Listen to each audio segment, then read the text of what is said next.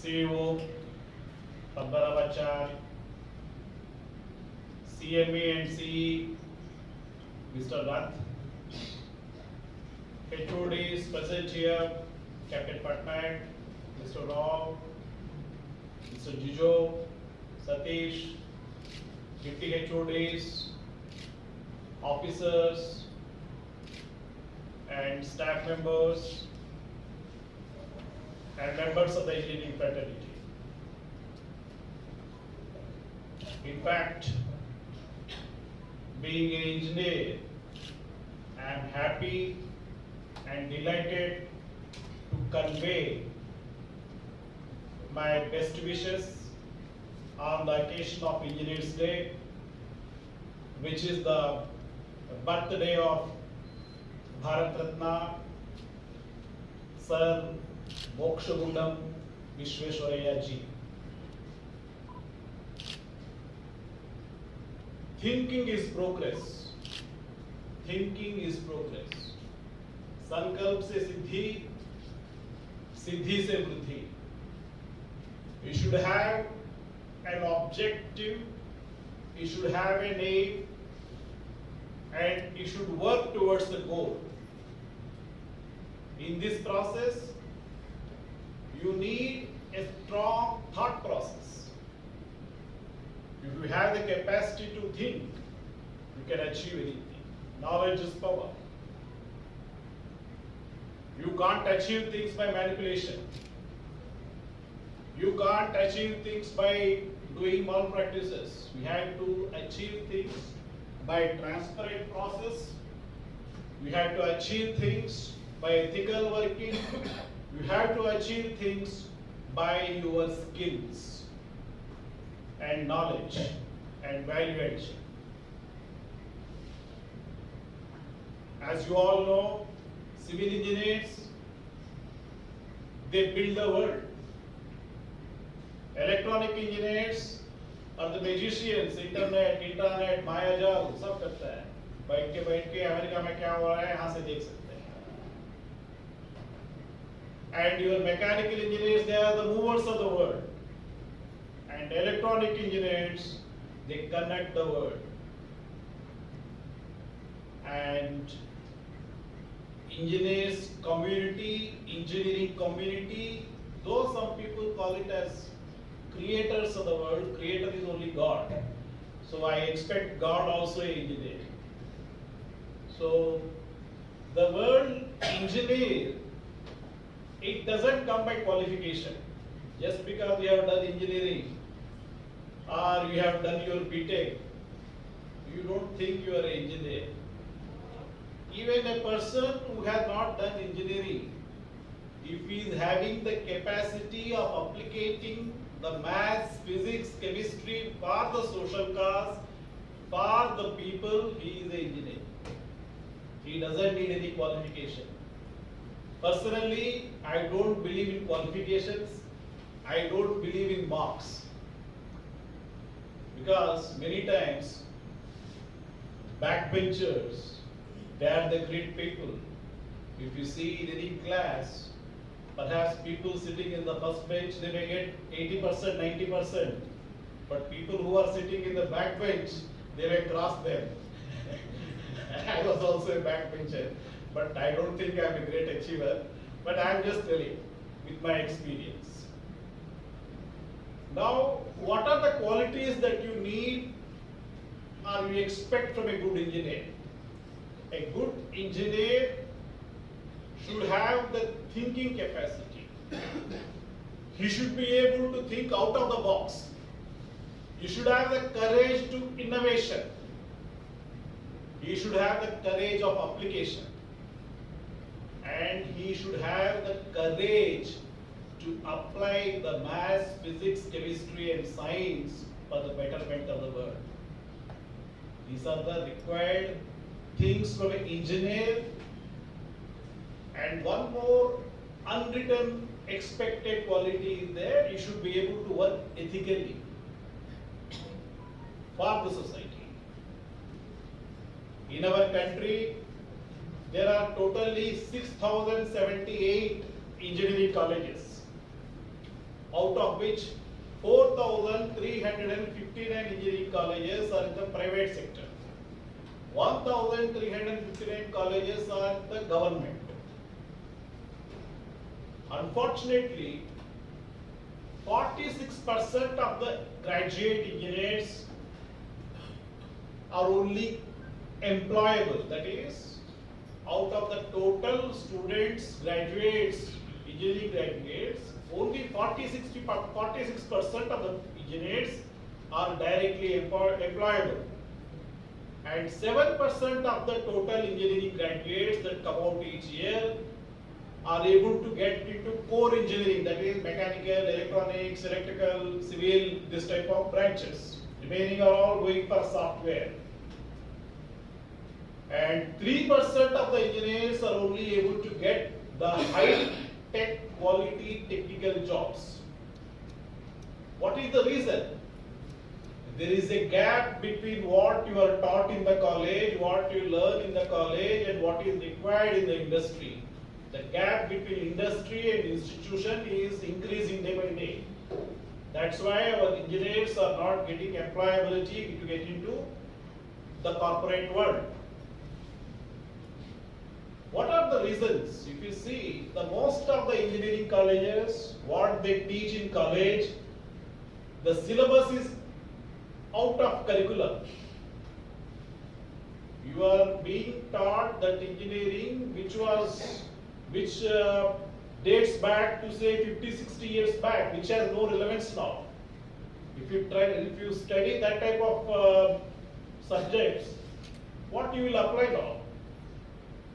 The second thing is teacher-student ratio. As per the AICTE, which is the controlling authority for all the technical institutes in India, the ratio should be 1 teacher for each 15 students. But practically, we are having only 1 teacher for 81 students. That's the gap. And the quality of labs that you have in our engineering colleges, the quality of classrooms, academic infrastructure that we have in our engineering colleges is very poor in most of the colleges. That's why our boys and girls, when they pass out of the engineering colleges, they find themselves outdated, not employable, not having the required skill to get employed. That's why government is doing a lot of schemes in the corporates like Infosys, TCS, Tata Motors, L&T, ITC. They are all doing their best by way of skill development, which is the bridging the gap between what you learn in the college and what is required in the corporate world.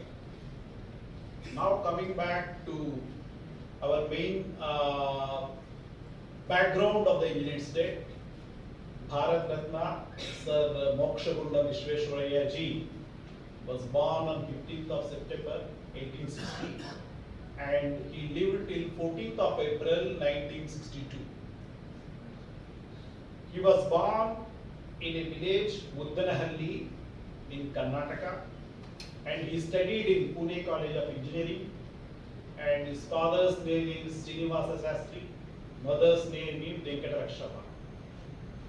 And Sri Vishweshwaraya Ji was the 15th Diwan of the state of Mysore. Some of the achievements of Vishweshwaraya Ji, so 1962, 103, so many years back, he expired, but still we are remembering why. Because of the great contribution he has done to the society. When you do good works for the society, then only you will be remembered even after your death. If you do good work, it is only for that year. If you do better work, you may be remembered for 10 years. But if you do work for the society around you, you will be remembered for centuries together. That's what every one of us should keep in our mind. So, the important achievements of Vishweshwaraya Ji, design of, you all know, the gates, the automatic floodgates. He was the first designer. And Krishnarajasagar Dam, he has planned and designed. And flood protection system for Musi River in Hyderabad, he has done. Tirumala, Tirupati to Tirumala road, he was the designer, planner for it. And development of and protection of Visakhapatnam port. Visakhapatnam port, there was a problem of erosion, and he found a solution by sinking a ship at the appropriate place at the breakwater. And Mysore soap factory, he is the person who started the Mysore soap factory. The iron and steel works in Karnataka, he is the person who started. First polytechnic in Karnataka, he is the pioneer who started. Bangalore University, Vishwesvaraya ji started. State Bank of Mysore, Vishwesvaraya ji started. And he was the best economics in the year 1934. Whatever Indian economic planning was there, he was the chief economist. That's the level of intellectual capacity of Sri Vishwesvaraya ji.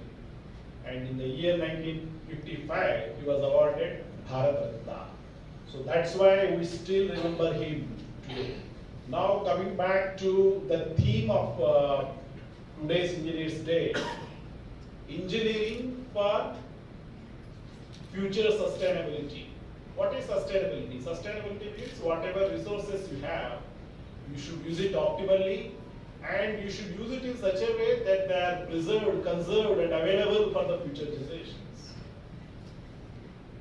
In this, circular economy plays an important role. I will come back to that. I will tell you what is circular economy. So if you have engineering on one side and you have sustainable future on the other side, how engineering can achieve sustainable future? There are trends, there are technology, there is opportunity. Trends, technology, and opportunity, when they are applied to engineering, you can achieve sustainable future. That's how it works. I can give you an example. Now we have the petroleum reserves, you have the coal, but when you start using it indiscriminately, all these things will get exhausted. So you should use it optimally. You should make use of natural resources, renewable resources like solar, wind, and wave, geothermal power, and all these things, so that the main reserves, fossil fuels, are conserved, reserved, will be available for the future generation. Similarly, for example, the application of technology. During the COVID vaccine, how it was discovered, how it was invented, how it is manufactured, what is the role of logistics and transportation to that, and how it was managed and administered to crores of Indian population. This is also an engineering marvel, application of technology. This is also one of the examples. The third example is in developing countries like India, people doesn't have access for education. People doesn't have access for technology. People doesn't have access for basic medical health. So here, the role of technocrat comes into picture. The engineer, by his thought process, by his application of mind, by making use of technology, should leverage things to such an extent by innovation and by making use of the resources available in the same place, in the same region, so that the poor and poorest of the social infrastructure, poorest of the society will have access to education, will have access to technology, and will have access to medical health. That's what is required. For example, stent, which was being placed in the heart earlier. It was very costly earlier days. Then after the innovation and research by the engineers, particularly Abdul Kalam ji, the suitable replacement of stunt at an economical cost was found. That's how the poorest of the poor is getting access and affordability to use a stunt if required. I am just giving an example. Biomedical engineering.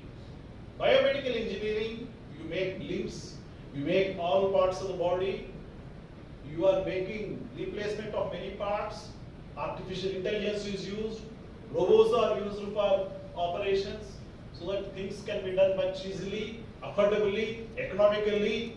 These are all possible because of technology. And similarly, if you see earlier days, typhoid, cholera, waterborne diseases, they were predominant across the society.